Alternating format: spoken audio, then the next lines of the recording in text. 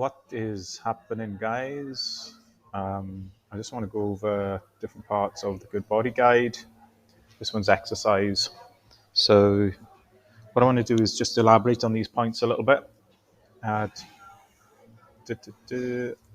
like, this is just for those who don't really know anything about my background. I don't expect you to. Literally, I've been a fitness coach all my life since I was about 18 years of age. Still do. I don't do any now, but probably stopped coaching fitness properly maybe in the last, say, 2 years, something like that. So, and I'm an old fart, which basically means I've been coaching a long time. So these are kind of things that, the top 10 things that I would recommend you do in order to adhere to something from an exercise perspective. If you're not already there, or if you're already kind of there, but you've waned sometimes, these could be something you could interject into your plan so that you can, get more benefit from it. So do something fun, okay? I would argue that there is better exercises for certain workouts, for certain outcomes. For me, my my methodology is weights first, HIIT training second, long slow distance third. Generally, in terms of aesthetics, which and general maintenance, which is where I'm at in my space. Where I would feel like I need to be right now. But above all of those choices is consistency. And if you do something you hate, it's just going to seem like a chore. So certainly, like, do something that's fun above anything else, regardless of whether you feel like it's going to deliver, the specific outcomes you want. Obviously, best case scenario is do something that's fun and maximum in terms of optimacy. I don't even know if that's the right word, but for getting the outcomes you want, but definitely do something that you're going to stick at. All right.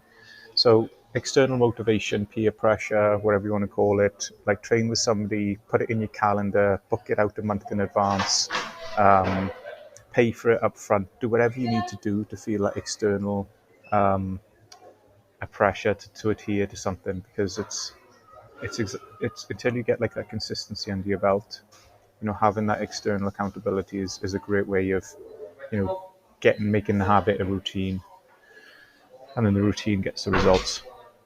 Okay, the biggest thing that will kill us is overthinking it.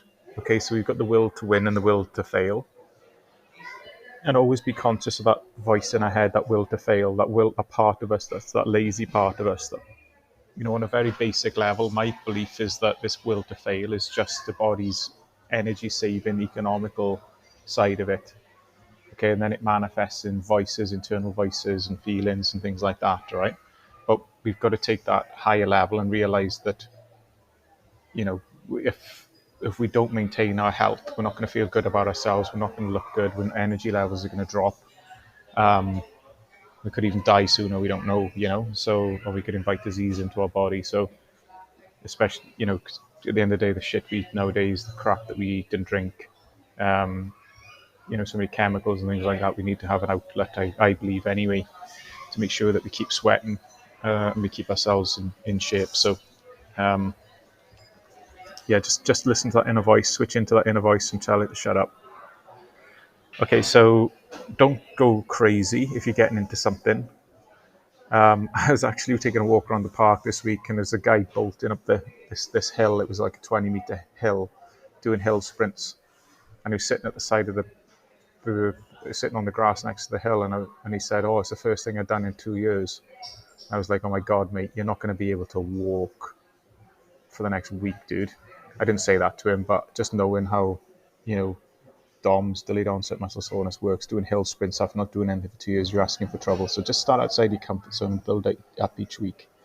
Like different metrics, just a couple of kilos heavier, just record the number of repetitions you do, record how long it takes you to do a certain distance. Just add a couple of, like an extra 100 meters onto your row or onto your treadmill, or run to the next lamppost or something like that. Is a great way of just building up slowly. Okay, so build up your pulse. Do something pulse raising. So I wouldn't really classify, for me, honestly, like walking as as exercise. For me, it's got to get breathless. You got to start, pushing, taxing your body, and do it for like 90 minutes a week. Not like 90 minutes in one session, but like over 3 sessions, like as I've described there. Okay. My honest opinion is weight training is better than cardio, anaerobic or aerobic cardio, just because it's going to create a more dense body, resistance to atrophy, as in muscle wastage. It's going to improve your muscle connectivity in your joints. You're going to be able to burn more calories as a base. What's called like your basal metabolic rate, which means like somebody who's a regular weight trainer might need 2,000 calories to get through the day, while somebody who's a non-weight trainer, doesn't do exercise, may only require 1,500 calories a day, which means that you can enjoy life a bit more because you've got an extra 3,000 calories, 3,500 calories a week to enjoy life, to eat cake and have a sugar in your tea if you want it, or have a chocolate bar now and again. So for me, weight training is the answer from like a lifestyle side of things. Set yourself a target goal, all right, and because like we tell like us, as we tell people on sales calls, like if you don't know where you go in, if you've got a North Star, you don't know where you're going to end up, and that's just trouble, because that's not really the way the human subconscious works, is that it needs to have a goal to work towards, a meaningful goal at that as well. So set yourself like a weight target. It could be like a physique target, but something tangible, and ask yourself like, why is that important? And give yourself like a like a reward. What are you working towards? Is it a holiday? Is it a bikini look? Is it just a sense of personal pride? How can you honor that achievement with some sort of reward, and just bolt something behind it. Track your weights and measurements. So basically what I do is I weigh myself, and I do it first thing in the morning, just after I take a pee. And then I average the weights out, and I just monitor my weekly weight, compare it week on week. That's the most accurate way you can see if you're losing or gaining. But if your goal is aesthetic change, then what you want to do is you can take photos from the same position in the same light week on week, with front on, side on, back on. And on side on, you just raise your hands above your head so you can see your torso. And then in terms of measurements, just use millimeters on a seamstress's tape measure. I just record millimeters and do like 3 measures and average out each measurement, because you might have like an outlier which can mess things up. Okay, so you just take averages of each position, and then popular locations would be around the tummy button, around the hips, around the chest for a man, around the upper arm for a man or woman, and those, calves, quads, possibly if you're well into things as well. Okay, and I think then just be realistic about how quickly you're going to get results. For those people who've got what I call like muscle memory, if you've been weightlifting all your life and you just absconded from the gym for the last 6 months, you're going to get back into it a little bit quicker, or probably quite a lot quicker than somebody who's never done any weight training in their life.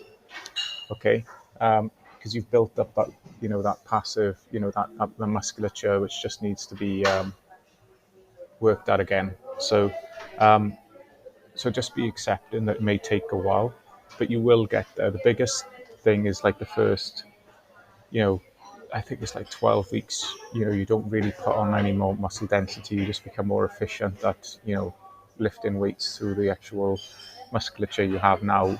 So that can put a lot of people off. So like, I'm not putting on any size. Well, you haven't pushed your body enough yet. It's working on its own economies before it actually starts to say, okay, you got me. I got to put on a bit of size now, if that's your goal.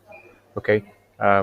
Biggest wins you can have, guys, for quick wins, is to just really clean up your diet, as well as doing like a regular workout routine, because what that's going to do is clean up your diet, get rid of like bloating, and up your water intake and things like that, and then you'll start to look a lot more symmetrical.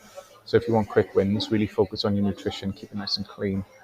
Clean's a horrible word, but avoid like what I would say, processed foods and things like that, which are generally high sugar and things like that, because what that's doing is just giving you like a puffy look.